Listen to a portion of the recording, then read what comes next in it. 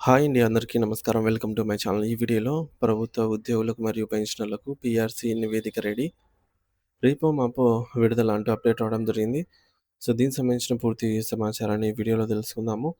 Video అయితే ఎక్కడే గాని స్కిప్ చేయకుండా ఎండ్ వరకు చూసేయండి. అప్పుడే ఇన్ఫర్మేషన్ పూర్తిగా అర్థమవుతుంది. అలాగే వీడియో చూస్తున్న ప్రతి ఒక్కరు వీడియోకి లైక్ చేయండి ఫ్రెండ్స్.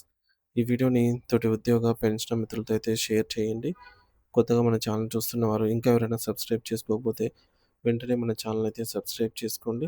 సబ్స్క్రైబ్ చేసుకోవడం వల్ల నేను చేసే ప్రతి ఒక్క వీడియో మీ వరకు రీచ్ అవుతుంది. ఇంకా ఆలస్యం చేయకుండా వివరాల్లోకైతే వెళ్ళిపోదాము.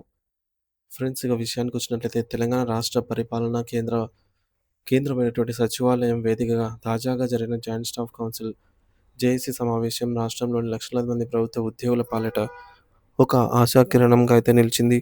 ఈ సమావేశం కేవలం ఒక సాధారణ అధికారిక భేటీ మాత్రమే కాదు. ఇది ప్రభుత్వానికి మరియు ఉద్యోగుల మధ్య ఉన్న అగాధాన్ని పూడ్చే ఒక బలమైన వారధిగా నిలిచింది. ఎంతో కాలంగా అపరిష్కృతంగా ఉన్నటువంటి వేతన సవరణ, పీఆర్సీ, ఆరోగ్య కార్డుల పంపిణీ మరియు పెన్షన్ వంటి సున్నితమైన అంశాలపై ఈ సమావేశంలో లోతైన విశ్లేషణలు జరిగాయి. ఉద్యోగ సంఘాల నాయకులు తమ ఆశలను, ఆకాంక్షలను ప్రభుత్వం ప్రధాన కార్యదర్శి రామకృష్ణారావు గారి ముందు ఉంచడం ద్వారా భవిష్యత్తులో రాబోయే సానుకూల నిర్ణయాలకు ఒక గట్టి పునాది వేశారు. నాయకులు సమర్పించిన ప్రతి వినతి పత్రం వెనుక వేలాది కుటుంబాల ప్రయోజనాలు దాగి ఉన్నాయనేది సత్యాన్ని ఈ చర్చలు మరోసారి స్పష్టం చేశాయి. ఈ సమావేశంలో చర్చకు వచ్చినటువంటి అత్యంత ప్రాధాన్యత కలిగిన అంశం పీఆర్సీ నివేదిక యొక్క ప్రస్తుత స్థితి. స్వయంగా ప్రభుత్వ ప్రధాన కార్యదర్శి రామకృష్ణారావు గారు ఈ విషయంలో ఒక కీలకమైన మరియు సానుకూలమైన ప్రకటన చేయడం గమనార్హం. పీఆర్సీ నివేదిక రూపకల్పన ప్రక్రియ ఇప్పుడు తుది దశకు చేరుకుందని, పూర్తిస్థాయి నివేదిక అందిన వెంటనే మరోసారి ప్రత్యేకంగా సమావేశమై తుది నిర్ణయం తీసుకుంటామని ఆయన హామీ ఇచ్చారు. పెరుగుతున్న నిత్యావసర ధరలు మరియు జీవన వ్యయంతో సతమతమవుతున్న ఉద్యోగులకు ఈ ప్రకటన ఒక కొండంత ఊరటనిచ్చింది. కేవలం మాటలకే పరిమితం కాకుండా ప్రభుత్వం ఈ విషయంలో చాలా గంభీరంగా ఉంది అని చెప్పడానికి సీఎస్ గారి ప్రకటన ఒక బలమైనటువంటి సంకేతంగా నిలిచింది.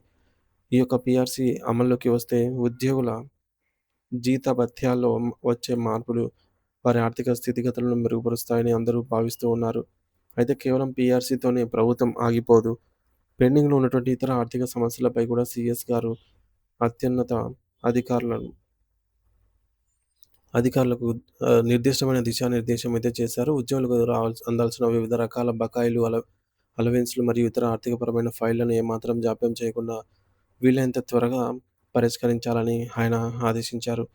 అంటే దీని అర్థం ఏమిటంటే, ఒకవైపు భవిష్యత్తులో రాబోయేటటువంటి జీతాల పెంపుపై కసరత్తు జరుగుతూనే ఉండగా, మరోవైపు ఇప్పటికే పేరుకుపోయిన పాత బకాయిలను చెల్లించడానికి ప్రభుత్వం ఒక ప్రణాళికాబద్ధమైనటువంటి చర్యను ప్రారంభించింది. పరిపాలనా యంత్రాంగం ఈ ఆదేశాలను చిత్తశుద్ధితో అమలు చేస్తే క్షేత్రస్థాయిలో ఉన్నటువంటి ఉద్యోగులకు తక్షణ ఆర్థిక వెసులుబాటు కలుగుతుంది. ఈ సమావేశంలో అందరి దృష్టిని ఆకర్షించిన రెండవ ముఖ్యమైన విషయం జూన్ 2వ తేదీ మరియు హెల్త్ కార్డ్‌ల అమలు.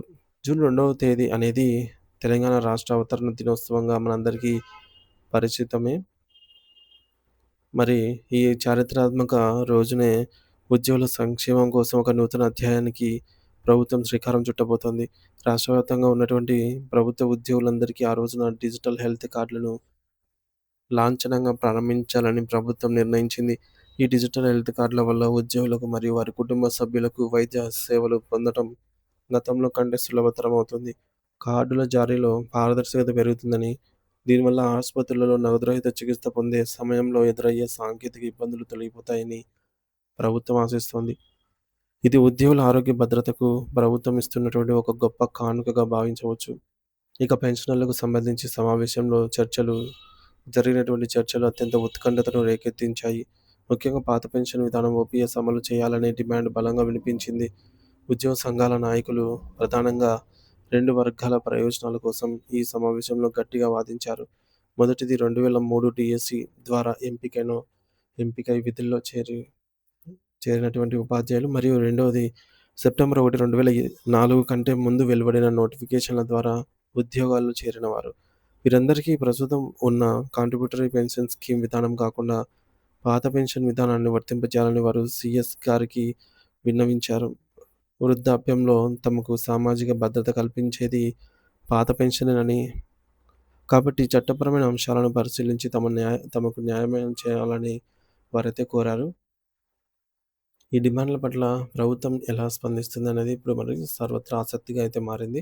ఈ కీలకమైన జాయింట్ స్టాఫ్ సమావేశం కౌన్సిల్‌లో ఉద్యోగుల గొంతుకగా నిలిచినటువంటి నాయకుల పాత్ర కూడా ఎంతో ప్రశంసనీయము.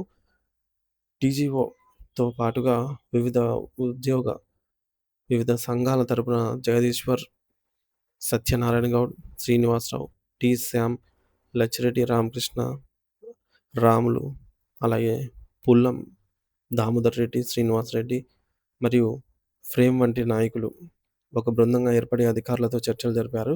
వీరంతా తమ వ్యక్తిగత ప్రయోజనాల కంటే ఉద్యోగ సమూహం యొక్క ఉమ్మడి సమస్యలపైన ఎక్కువ దృష్టి సారించారు.